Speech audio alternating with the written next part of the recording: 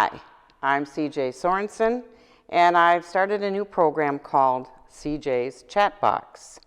The reason being, I would like to know some of the people here in the village at a deeper, more personal level.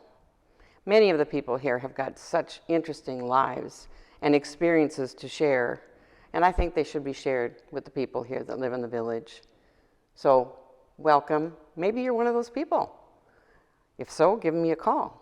Maybe you'll be my next guest on CJ's Chatbox. Well, welcome, Laura Fremont, to CJ's Chatbox. Thank you. I'm so glad that I have had the opportunity to meet you, and now we're going to be recording, and so we can find out and let the village know, because you've moved in fairly recently, have you not? Right before COVID. I'm finding that interesting because I'm running into quite a few people that I haven't run into anywhere else because of the fact that everybody's been locked in. Yeah. But I'm thankful for Nancy, our mutual friend downstairs, that introduced me to you. She's been my bubble. Oh, wonderful. Yeah, it's good to have bubbles. It is. So tell me a little bit about you. I think you grew up, you said, in Florida. I grew up in Florida, yeah. So I've been on the different coasts. So I grew up in Florida, and I went to school in Tallahassee, Florida State University. I got a degree in dance education and pedagogy, and then I moved up to New York City to try to be a dancer, and then eventually moved out here to California. Okay. You're doing the short version. That's a real short version. I want to find out the particulars, because I remember you telling me about your mom and dad were opera singers, were they not? Okay, you really want to know the long version. Yeah. My parents, actually my mother went to Florida State University as well, and she had a degree in music, musicology, and they were both parents were trained in opera.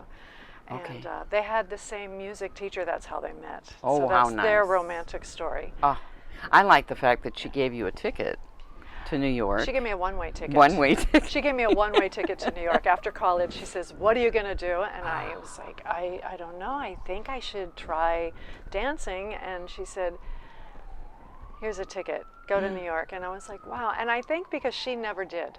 So she was trying to just say, we want you to go try whatever your dream is. My parents were very supportive. But then I recognized it was one way, and it was kind of like, this is your last. Threw you Drop, out of the kick, nest. Go. Yeah. Throwing you out of the nest and see if you can fly. She tossed me right out of the nest. Oh, how nice. Both of them did. So that was now, pretty wonderful. You did also take some courses from some pretty famous people. So when I was in New York, because my college work was it was concert work. So I learned Martha Graham contemporary dance technique and then some ballet. So that was my foundation. And then when I got to New York, I tried to work through the company, Martha Graham's company. And I did get to meet Martha Graham, took a few classes with her, and she's a fascinating woman. And she taught me more interesting things about how to communicate to people. Like, yes, the dance was magnificent, and I was very embroiled in it, but if she wanted your attention, she would whisper, and then everybody would sit forward. What a tactic. Oh, great tactic. And I thought, oh, that was so effective, how she pulled me into wanting to find out what she was saying. And she was also very generous. I mean, my ex-husband used to go with me to class, and she'd bring him in. So come sit right next to me. And she'd let him watch class from the front, from her perspective. Wonderful. She was an amazing woman. And the technique was just profound. Wonderful. Yeah, and then so you that moved was my on beginning. to a quite famous Well, lady. from there, I did as much work as I could with the company and with the school, and then I thought, I'm kind of starving to death. I need to work, so I decided to go find Broadway work, and I met Lee Theodore, and most people from her day would remember her as Lee Becker, but Lee Theodore was the original Anybody's for West Side Story. And she taught Jack Cole jazz technique, and so that was an extremely amazing experience because it was really the original American jazz technique. A lot of people think it was Bob Fosse, but Bob Fosse gained his knowledge from what Jack Cole was doing. And so we were a Broadway repertory company that archived that jazz technique, but also Broadway repertory choreography. So that was fascinating. And Lee was an amazing woman too. I mean, she smoked like a, a stack, like a Chimney. chimney, and she was just like, that's wrong, do it again, smack, smack, and I was like, okay. But one day her ballet teacher quit because she was so crazy. I mean, Lee was, with the cigarettes. And she said, I don't need that, I can do it. So then it was another amazing lesson. I thought, she just stepped right in and said, I've got the tools. Wow. I don't have to be this other image of something. I have the tools, I'm just going to step in and do it. So those were my really great inspirations in New York City. But then my ex-husband, who was trying to do more acting work, he wanted to move us out to California so that he could get into film. So we moved to California, and we were in Los Angeles, in very beautiful Los Angeles, beautiful North Hollywood. Ah. Yeah. But that's when you started your studio then. I started my studio because it was an interesting time. The nature of dance is very different in Los Angeles than it is in New York. New York is concert, it's musical theater, it's more theatrical. And in LA, it's film and television driven. So the work is day work, and you have to, you work harder to get the job, and then for the job you sit on set, while the other talent, like the grips and the director and the production, which is massive, they need to set up and do their work. So it really is a different kind of team effort was interesting for me. But it was also longer days and not as much dancing. And so I got into teaching again because starving to death, young people, you need to go work. So I said, I'm going to start this studio. So I started teaching, and I only thought I could because of Lee Theodore. Isn't that amazing? I went knocking on doors at studios. I'm here to teach dance. I teach jazz, tap, and theater. And they were like, well, we need ballet or hip hop. And I said, well, hip hop. At the time, I just thought hip hop was really ugly and it didn't suit my body. But I had also come from New York, and every dancer in New York studies ballet. And I had studied with some fine ballet teachers. And I thought, ballet fits my body. I can teach ballet. If Lee Theodore, my brain is going, if Lee can do it, I can do it. I can teach ballet. Well, nobody else wanted to teach ballet in I'll say the commercial dance world, which is the world that I was in. It's like, we don't teach ballet, we do, what's necessary for film and television. I said, I'll do it. And it gave me an amazing life. That became my career, teaching ballet to the commercial industry.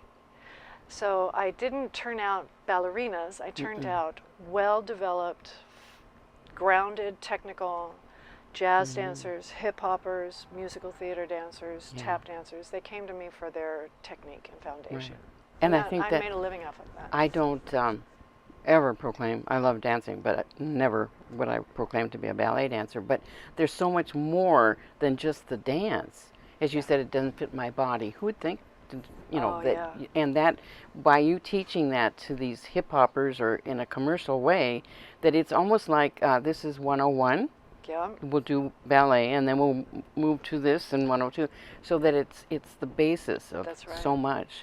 Well, because I think of my modern and my ballet training, I was able to really cross over a lot, which in the real ballet world, or I shouldn't say real, I should say the more elite ballet world, it's very specific, and they have to very much focus on that, and I get that.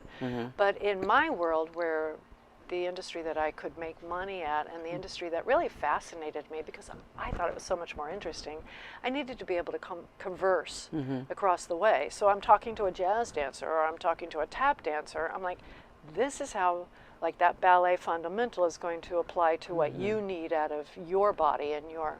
So yeah, it really led me to looking at bodies more specifically and being very receptive to the moment.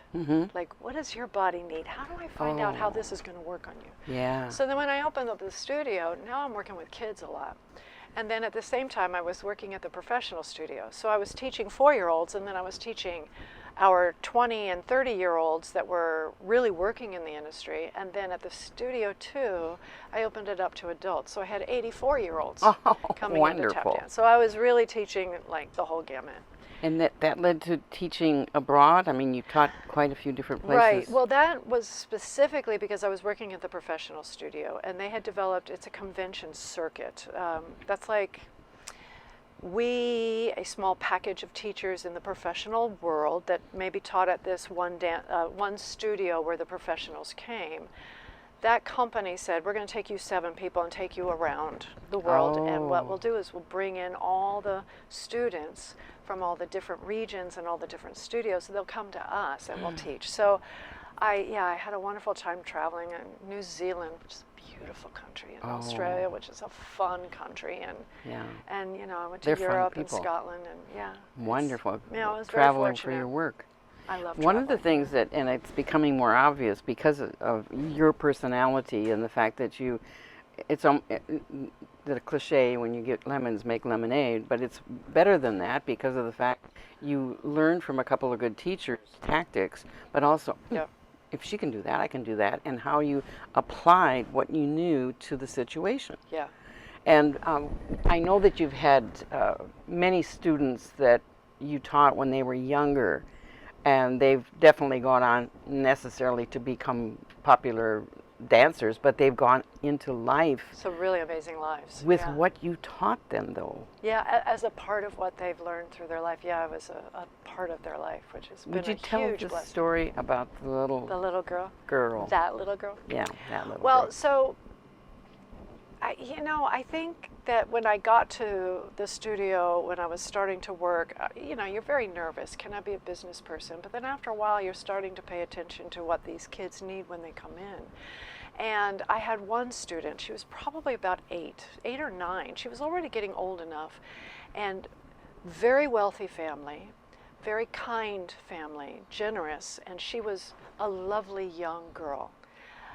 But she was well taken care of, and she was given very many things to make her life comfortable, including a nanny who would tie her shoes.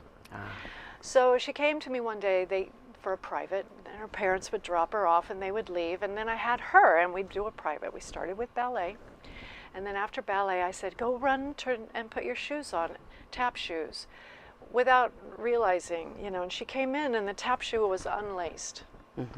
And she stuck her foot out and just looked at me, sort of down her nose a little bit. She stuck her foot out, and I was I've got a big head, and I was like, I'm not tying your shoe. Like, are you kidding? I don't do that. I teach class, I don't tie shoes. And she looked at me, and her poor little face just went, like, what do I do? And I thought, wait a minute, she doesn't know how to tie her shoe. And it occurred to me, she's looking at me like, I need a sense of self-worth was being destroyed with me recognizing that she didn't know how to control her own situation. She didn't know how to bring the necessary elements she needed to be whole person at that moment. So I thought, you know what, I'm going to help you. Would you like to learn how to tie your shoe? And she was yes. She lit up, and I was like, oh my God, this is so simple that all she needed was the ability to know the process so that she could then proceed with her life. Like, what's the building block? And then how can I proceed? And I thought, oh my God. So we spent a half an hour and we just made little, rabbit ears, and we crossed them and we pulled them, and we practiced the wraparound. So I showed her 2 ways. I said, now, which do you like the best? And she practiced, and she decided which worked best. And I asked her, I said, why did you choose the rabbit ears? And she goes, well, it's easier for my fingers. I said, that works right now. Don't forget the other one. You might need it someday. And that, oops. Whoa, my head's exploding with energy. But that showed me that these kids really only, like, it's not what the medium is. It's not ballet. It's not jazz, like Lee Theodore. I don't need to know ballet. I know ballet. I know movement. So I can do it. Like, all the mediums, if it's a good art form, it'll have structure, and all structure follows the same rules, basically. So it's not just teaching them that when you're teaching them dance. It's about, well, how do you make choices within this education? How do you make choices within this technique? How does that allow you to move forward? and be good at anything you choose. She today is literally, she's a brain surgeon. She does surgery on brains. Wow. Yeah, she's pretty intense. Well, one She's of the very things intense. you'd said about the fact that one of the things you made sure that you taught your students was why they were doing something, that's so important. Yes. If they understand the why. That's right. That's right. Because, and like I said with my first student, I would always try to give them, these are options, because the why doesn't always work for everybody or every person. And we discussed that a lot in class. It's like, okay, so I'm super tall, and let's say we need to extend our leg this way or bend it deeply in order to give more spring. But now this is my body. I'm super tall and my legs are super long. How much do you think I should bend? Now, your legs and or your body has different, let's say, bone structure. How deep would you bend for that jump? And we start looking at each other, investigating what would work for our different bodies. Yeah. And so that helped them question their own understanding of the process, and then making a choice for themselves again. Yeah. I just found that what you have experienced with the students and how you've taught them things, they've gone on to become so many other things. One you said was in global, working with that, and that I said you need to write a book called Life Lessons Through Dancing. I appreciate that, yeah. Really, because of the fact what you're teaching them, that in that one time you have an experience with them in a dance studio for X amount of weeks, Right. but they take something more than that out with them for Yeah, the they rest do. of their life. So you have gotten letters, I understand, I have from letters. some of their students. Would you Yeah. like to share one with us? Yeah, I would. Okay. She's now all grown up, and she had come to me at about 11 or 12. So her parents were divorced, and both of them newly married. And they loved their new spouses, and they were, again, healthy parents, healthy people,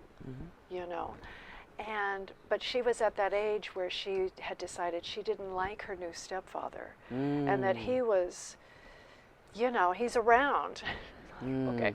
So, and I had a stepdaughter, so her mom said, yeah, we're having problems. She doesn't want to come to dance anymore. Her life is turning upside down. It's like, we can't figure it out. So I said, okay. So I said, hey, I'm going to just call her Kid, because I don't want to mention her name. I was like, hey, Kid, what's going on, with you? And she goes, and she hedged, and she said, well, his name, he's not, I don't know.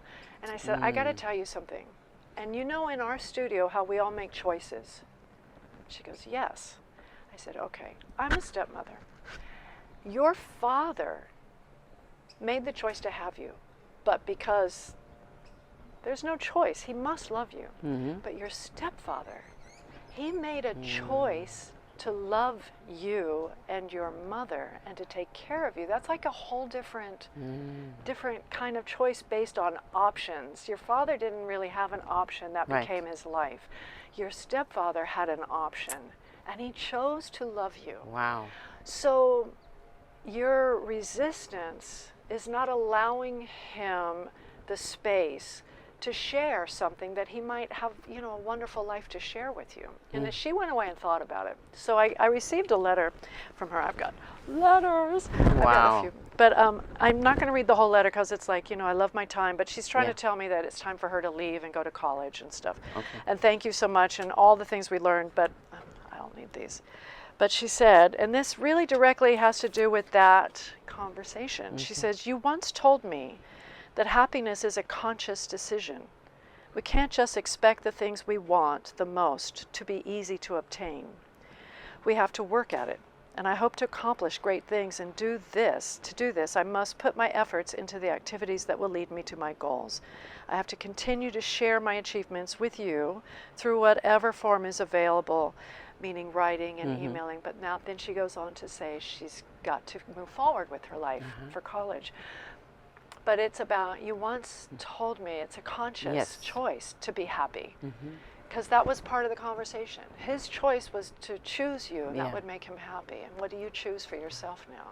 And look at how that, again, has affected further in her life and choices that she was making. That's right. Because you told her that. Yeah. I just find that absolutely so inspirational because Thank you. along the way, being very good at teaching dance, but understanding that everybody has a story, and everybody's coming from a certain place. That's right. And how can I help bring that out? That's right. So, That's and, really and right. that you realized that pretty early on, and made it a bonus that you were giving them. So, Thrilled anyway. with my life. Yes, I couldn't be happier. And now been you're something. also in the OC I'm choral. in OC Sound Chorus. Mm-hmm.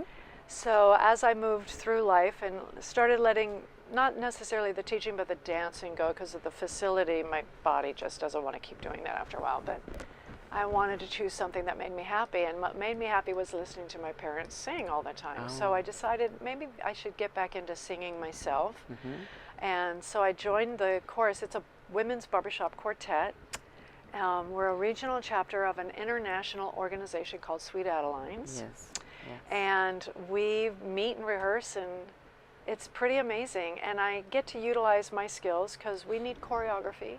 So I get to choreograph for the group when we go to competitions or performances to sing. I give little hand gestures or, you know, Oh, things that surely would come in handy, Yeah. especially since this is new for a lot of the girls. They don't know what to do with their hands, probably. It's a very different thing training people who've never moved than training people that's their focus. It's very different. Yeah. And how to get them to line that up with their sensibility about their bodies, because they, regardless of what they look like, it's their comfort zone in learning a manual effort, like put your hand to the right or left. And you know, some of the training in some people, they don't know their right and left, which is perfectly fine, but you know, you have to do so that. that's a different energy corralling that. It's been fun. Now, It's the been a lot question of fun. the day. Have you gotten any word from William? Will you be able to, have you got a place the tap to class that I teach wanted to offer. dance? I'm still working on emails. You know, he's been a great guy. He's been working so hard at lining everything up and getting all these programs back into yes. place. And he's just, you know, I've got to deal with the people that have had programs. Because when I first asked him, it was right before COVID. And we were like, yes, let's get this done. And then Everything stopped. he said, I'm so sorry, I just can't talk to you about this now because we're closing things down. So I'm giving him a little time to make sure the people that were there before me are in place. And then he and I are still in conversation about how we can set up. That's wonderful. That's one tap thing. would be a lot of fun to teach here. Yeah, and it's to good get people exercise. moving. Women love to. That's great exercise. Men and women love to And dance it's here. brain exercise. It's brain food. It's Right. absolutely brain food. He will work. I mean, we have nothing but good things to say, at least for me in my experience with the rec department. Yeah. So I've worked with William quite Yeah. a bit. So when you initially told me that you wanted to teach here, Yeah. I said, oh, I'll try to put in a word with Thank you. William. Yeah, thank you. Say- I know. I need to go down and just knock on the door and say hi. You know, we're getting back. You know, we're getting back into our rehearsals. Things are opening up, and you know, I'm so thrilled because people are walking their dogs without their masks and saying hello and good morning to each other. So it's going to happen. Couldn't be any So happier about that. Yeah. Anyway, you'll get another way of knowing the people here in the village because people will come out for dance. And I do appreciate the fact that they do take those that already had a spot Yes, I do too. and do that first. It's whatever clubs or whatever ethical. classes were arranged Absolutely. before, that you don't lose your spot, in other words. Yeah, no, it's wonderful. That they I think it was recognize really the that. right approach, and I respected him for that. I think it's a Right. great approach. Yeah. Well, I'm looking forward to that. I don't you know gonna that I'll be attend? taking tap. You know, Okay. I've never taken tap, and I'm from the farm, so we didn't have sidewalks. And my sister, they moved to town after I had left home, and my two younger sisters, they didn't have. So you you're know, kicking up a lot they, of dirt they and grass. practiced, they practiced tap dancing in the bathtub because it was the only floor, you know, that they. And I'm like, Oh my gosh! oh, on the sound- enamel, yeah, like or right. the iron. Because they had to have the sound. They got the sound. Yeah. Yeah, and I also tried to take It's funny. flamenco dancing once at the That's junior pretty college. amazing. Oh my stars! That's hard. I mean, one lesson, and I went. I love dancing, but holy cow! Yeah, and they tap, but they have the exact opposite application Heel, of the foot. isn't it? Yeah, Oh. and mostly the American brand of tapping is the toe, and you know the Eurocentric brand of tapping is toe heel. Oh, So yeah. it's, you It was know, amazing to watch, but yeah, it I is amazing. checked out of that class after one time. You're like, give me So one. I don't know that I'll But be you in tried ballet, it, but so your appreciation's there. That's yeah. all. Oh yeah. Yes. Just music in general. Yeah. So Cool. Yep. You're great. well, I love what you're doing. I think this is a great interview program. It's amazing. yes, I enjoy it a lot because again, we get to meet people like yourself Yeah. and get to know you at a deeper level. This is a fascinating residence to be involved in. I mean, it's a community that's so strong and so like a neighborhood. Even though as large as it is, it's Yeah. a neighborhood. And I'm thrilled it to be here. it feels small because you do, know. if you get out and get active in any of the clubs Yeah. or activities, the amenities are huge, but it will start to feel small because you'll bump into these people I know. and I say, know. oh, I didn't know you were taking this I class know, or I whatever. know. So Especially anyway, like the activities that people really are like the pickleball. It's yeah, cool. see. I'm loving that. Are you loving that? I Oh, am. no, And that's the again has archery. to do with this. Yeah, and I got to there's- get back to my archery, and they're oh, they'll wonderful love you membership. there. Yeah, I was there right before COVID, and I bought a new bow and everything, and now I'm trying to figure out how to And you're a restring it. bicyclist.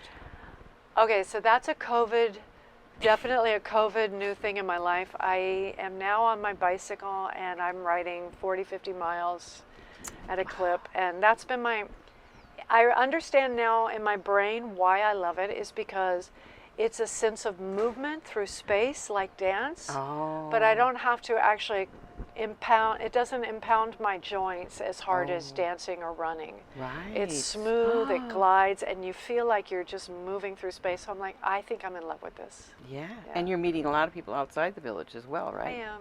You know, there's that meetup social Right. site that puts you in contact with people that have the same interest. Rather like this place does with our membership clubs. It's the same sort of situation, but it's on a social networking, internet networking. What's nice to know is that even though you're new to the village, you haven't let anything, no grass is growing under your feet. Not yet.